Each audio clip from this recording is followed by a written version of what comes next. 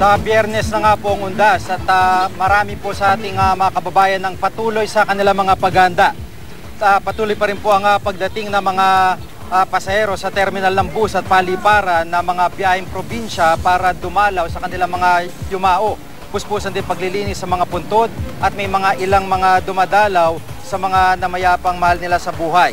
Dito po sa Dangwa Flower Market sa Maynila ay nananatili pong magandang presyo ng bulaklak dito dahil hindi po tumataas at magandang balita po yan para sa ating mga kababayan, lalo pat napansin po natin na patuloy po ang dating ng mga mamimili dito dahil isa nga po sa mga indikasyon ay ang mabigat na daloy ng trapiko dito po sa lugar at ito'y maganda nga pong balita para sa mga mamimili at magandang maaga naghahanda para sa undas, lalo na po yung uwi sa mga probinsya, maaari na nilang madala yung mga murang bulaklak na kanilang mabibili. At narito po ang presyo ng ilan sa mga bulaklak dito po sa Dangwa Flower Market.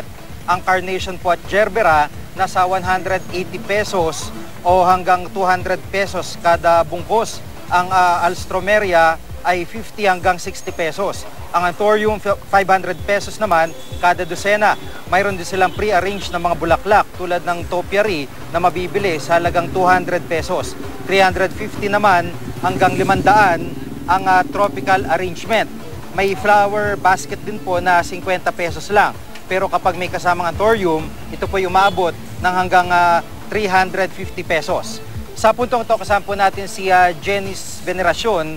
Nagtitinda po dito ng bulaklak sa Dangwa. Jens, kumusta yung negosyo natin dito? Okay naman po, medyo kukunti pa lang din yung mga tao ngayon. Kaya pwede silang pumunta para bumili habang kukunti lang yung mga tao. Masasabi ba na yung hindi basta-basta pagtaas ng presyo ng mga bulaklak dito dahil dun sa hindi ganong naapekto ng bagyo yung mga pinagkukunan nyo Isa na rin po yun, kaya hindi tumaas yung presyo ng bulaklak. Saka marami kasi yung supply na dumating po sa ngayon. Maraming supply ngayon. So, ibig sabihin nito, habang lumalapit yung okasyon, yung undas, pwedeng bumaba pa. Hindi tumaas, pero pwedeng bumaba. Mas bababa pa po sigurado yun, mga bandang auna po ng hapon hanggang ados na po yun, bababa talaga siya. Gaano katagal ka na bang nagbebenta dito? Bali, magpipitong taon na po. Ano yung pinakamabili sa experience mo? Pinakamabili po orchids, saka yung mga imported kasi mas matibay, mas mahaba yung buhay nila. Paano kung orchids? Paano kung imported?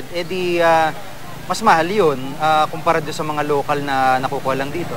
Medyo konti lang naman po yung diferensya nung itinataas Katulad dun sa gerbera, mga 20 pesos lang naman yung taas niya dun sa local, kaya okay pa rin po yung presyo. Ibig sabihin, yung ganito kasikip na traffic dito kasi sa normal na araw tuloy-tuloy yung mga sakyan dito. Ito para sa inyo, konti pa yung namimili. Ako konti pa po talaga kasi kadalasan po punong-puno to yung halos wala nang madaanan, kaya mas maganda po hanggang itong panahon, yung oras, pumunta sila para mas makabili sila, mas makakabili sila. Magandang paalala.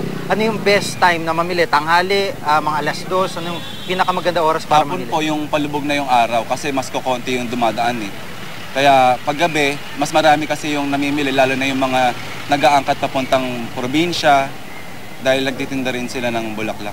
Yung pinakamaraming namimili, mga mga bukas sigurado, 31? 31 po. Simula po yun mamayang alas 12 ng gabi. Magsasabay-sabay na po halos yun yung mga regular lang na namimili, saka yung mga nagtitinda rin po sa ibang lugar. Yung bang inaangkatan nyo ng bulaklak dito, lahat kayong mga nagtitinda rito, halos pare-pareho din, parang pinaghahati-hati na lang ng supplier o talaga maraming nagdadala? Marami din po nagdadala kasi total po hindi naman naapektuhan ng bagyo masyado, kaya medyo nag-stable po talaga yung presyo ng bulaklak. Mabuti yun. Mabuti yun para sa inyo tsaka sa mamimili rin. So, wala kayong balak magtaas? Wala naman po. Pababa pa? Pababa pa po kung sakali lampas ng uno o dos. Okay, maraming salamat, Jenice. Good news yan para sa mga kapuso natin, bibili pa lang ng bulaklak. Kasama ho natin si Aling Lucy, isa po sa mga nakapamili na kayo, Aling Lucy. Ano bang binili nyo? Ito, yung oyster saka yung may carnation, halo-halo Saan nyo ba dito lang po ba sa Metro Manila yung biyahe niya, no? Dadalhin pa namin sa Cavite to. Cavite, oo. Talagang sinadya nyo to. Sinadya namin sa Binakayan po. Medyo malayo pa. Malayo pa. Gaano kalaking mura kung bibili kayo sa Cavite mismo? Ang mas mura dito kasi yung sa Cavite, dito rin nila kinukuha Oo.